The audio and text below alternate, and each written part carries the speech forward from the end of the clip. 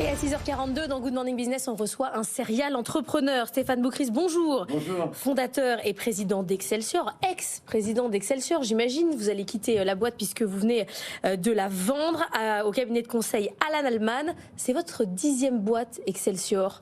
Tout à fait. Alors, déjà, si je peux me permettre, je reste encore, hein, vous inquiétez pas, je suis encore là pour pas mal d'années. Alors, tu sais, il y a une clause dans le contrat de cession. Vous restez quelques temps. Je reste quelques temps et en plus, j'ai un projet qui est super excitant puisque je me vois confier l'international. Donc moi, à partir de septembre, j'ai développé toute la partie, notamment Moyen-Orient. Je pars m'installer à quelques milliers de kilomètres d'ici et développer Excelsior maintenant au niveau mondial. Alors justement, Excelsior, vous êtes donc spécialisé dans l'accompagnement des entreprises dans le métaverse. Est-ce que vous y croyez toujours, vous, au métaverse ? Plus que jamais, pas nécessairement sous cette forme. C'est-à-dire que c'est comme si on parlait d'Internet et qu'on est à l'ère du Minitel et vous me dites est-ce que tu crois vraiment à ce truc-là Internet ? Aujourd'hui on a le Minitel, plus tard il y aura quelque chose de beaucoup plus intéressant et ça j'y crois énormément et nos clients y croient. C'est-à-dire que malgré tout ce qu'on entend, le crypto winter, on en parle beaucoup ici, on n'a jamais vu un tel intérêt pour les mondes virtuels. Aujourd'hui on a 80% des jeunes qui vivent dans ces mondes virtuels, qui font pas que jouer.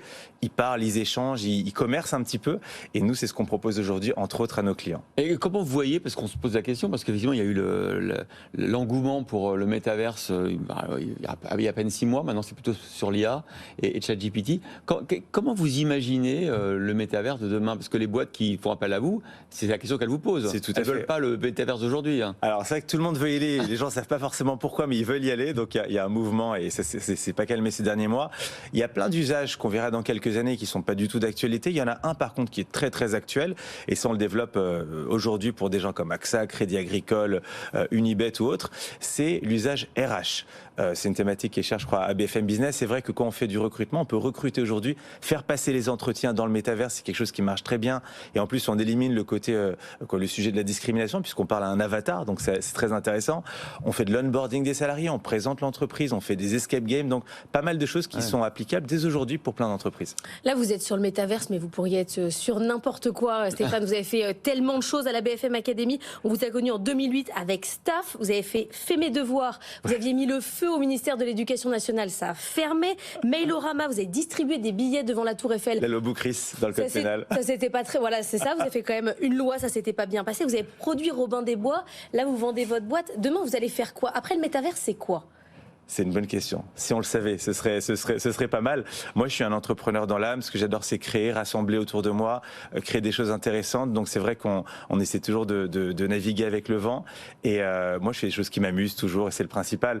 Mais en tout cas, quoi qu'il arrive, voilà. Mais ces boîtes, c'est au début, c'est le début des boîtes qui vous intéressent. Moi, je suis un entrepreneur bâtisseur. C'est-à-dire que là où je suis le moins mauvais, c'est vraiment au démarrage. C'est créer l'impulsion, développer, en faire quelque chose vraiment à une belle taille, rentable. C'est très important parce qu'on parle toujours de plein de boîtes. Ça me tient à cœur que toutes mes entreprises soient en croissance, rentables. Ça dégage de l'argent. C'est pas juste pour faire les gros titres. C'est-à-dire qu'au bout d'un moment, vous vous ennuyez ? Au bout d'un certain temps, c'est forcément on finit toujours soit par s'ennuyer parce qu'on fait la même chose. Ouais. C'est pour ça que là, maintenant, moi, je vais partir à l'international et développer toute la partie BizDev international. C'est ce qui m'amuse. Et là, vous aviez besoin de quelqu'un au capital pour permettre ce développement. Et c'est pour ça donc du coup qu'on a rejoint un groupe qui s'appelle Alan Altman Associates, qui est un groupe international très présent notamment au Canada, qui est présent à Singapour, qui est présent en Belgique. Et ça, c'est des choses que je sais pas faire à l'international, que j'ai jamais fait finalement. Il me fallait quelqu'un de costaud et c'est pour ça qu'on a choisi ce partenaire. Frédéric Simotel. Ah, Frédéric. Oui. Je sais pas vu arriver. Oui, bonjour Stéphane. Oui, bonjour hier s'est déroulé pendant quelques jours la Paris Blockchain Week et on a senti quand même autour du Web3, bon, l'euphorie des années 2020-2021, elle est terminée. On le voit, bon, même Mark Zuckerberg est revenu un peu en arrière. Comment vous sentez un peu cette tendance du Web3 ? Alors on sent que voilà, on va aller chercher des projets sur le plus moyen, long terme. Je voyais des entreprises comme Pernod Ricard, LVMH, le groupe Partouche, ils y vont, mais stratégie prudente. Alors comment aujourd'hui on vend ces projets ? C'est très très intéressant. Nous, ce qu'on remarque, c'est que nos clients cherchent à capter leurs futurs clients qui sont les jeunes d'aujourd'hui. Et ce qu'on dit, c'est que c'est vrai que les jeunes sont dans ces mondes virtuels, vivent dans les mondes virtuels. Donc peut-être ce ne sera pas sous la forme qu'on connaît actuellement, mais demain, nous vivrons une partie de notre temps, et on le fait déjà d'ailleurs avec les Teams et les Meet, dans une virtualité. Et donc, nous, on croit beaucoup à ça. Après, bon, les cryptos, je ne me prononcerai pas, mais sur toute la partie métaverse, on y croit plus que jamais. Et comme on dit sur le volet RH, c'est quelque chose qui explose aujourd'hui. Vous êtes aussi investisseur, vous avez un fonds, vous avez combien de participations 53 aujourd'hui, 53 investissements. C'est quoi votre ligne de mire ? Vous investissez en quoi ? Que des entreprises qui sont rentables, en croissance, plutôt B2B, parce parce que c'est mon affinité. Avec une équipe, c'est très important. Quand je comprends le secteur et quand je peux apporter quelque chose, c'est pas juste pour faire un ROI, c'est pour partager quelque chose. C'est l'entrepreneuriat par procuration. Comment vous vivez cette crise? C'est votre première crise vraiment où c'est plus compliqué de lever des fonds, les valos s'effondrent, le venture c'est compliqué. Comment vous appréhendez cette nouvelle période de votre vie d'entrepreneur? La crise, c'est-à-dire la crise, quelle crise? La crise financière, non? Il n'y a pas la de crise crise financière. Très bonne remarque. Il n'y a pas de crise des valos. Là, vous êtes Quand on est entrepreneur, je crois qu'il faut faire, alors pas abstraction, c'est pas possible parce qu'on voit beaucoup de choses passer, mais il faut quand même se mettre des œillères parce que sinon on se lève pas le matin. Être entrepreneur, c'est un transfert d'enthousiasme un petit peu, c'est communiquer ce qu'on a dans les tripes. Alors si on écoute trop ce qui se passe, malheureusement, on développe rien. Mais donc, pour vous, il n'y a pas de crise aujourd'hui? Sur le financement.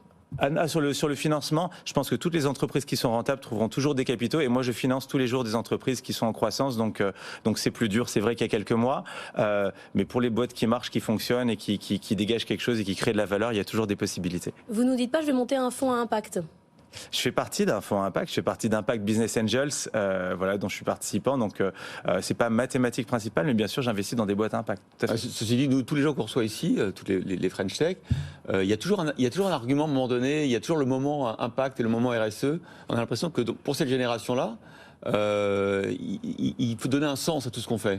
C'est vrai ou pas? Ou c'est du RSE vous, c'est washing? surtout rentabilité. Hein. Sens et rentabilité, sinon le sens, il dure pas très longtemps. Il faut pas que ce soit juste du sens pour du sens. Il faut que ce soit du sens et de la rentabilité. Sinon, voilà, ça reste un peu pieux et ça tient pas très longtemps.